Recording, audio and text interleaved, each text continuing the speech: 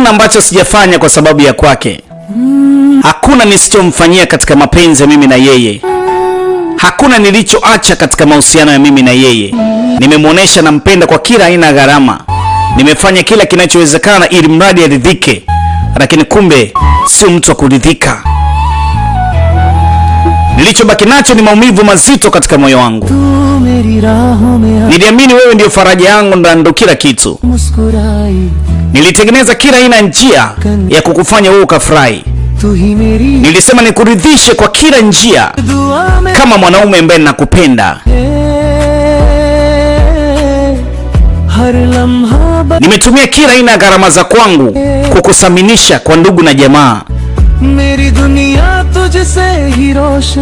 Niliamua kuingaza dunia yangu, kuipendezesha dunia yangu, kuwafanya kila aina marafiki zangu wajue wewe ndio faraja yangu. Na jina lako nikaliweka sehemu ya ibada, ndio nyimbo inavyoitwa Tera Naam Dua. Lakini hebu angalia leo ulichokwenda kunitendea. Umeondoa furaha yangu, umeondoa faraja yangu, umeyafanya maisha yangu yakose mwanga na nisijue wapi na kwenda. Nini ambacho sijafanya kwa sababu ya kwako? Kila kitu nimefanya. Niliamua kuomba mpaka mbaramwezi uwe mwanga kwako ili upate faraja kama mwanaume ambaye nakuthamini, nakupenda na kuhitaji.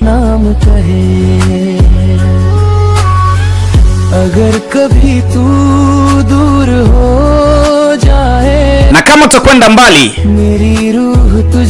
najua kabisa mimi kwangu nitakuwa sina tena maisha. Kila ndoto na kuona wewe. Penzi langu sio karielibu hata mara moja.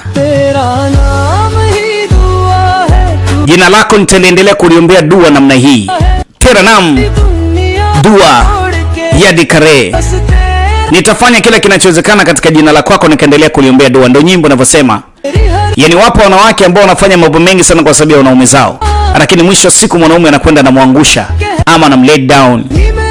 Sasa ni mwanamke aliyofanya kila kinachowezekana katika maisha, kila kinachoitwa kitu kamfanyie mwanaume, lakini mwisho siku maumivu ni makali. Sasa mwanaume anakuja kukumbuka tayari kumesha kucha. Watu wame move on.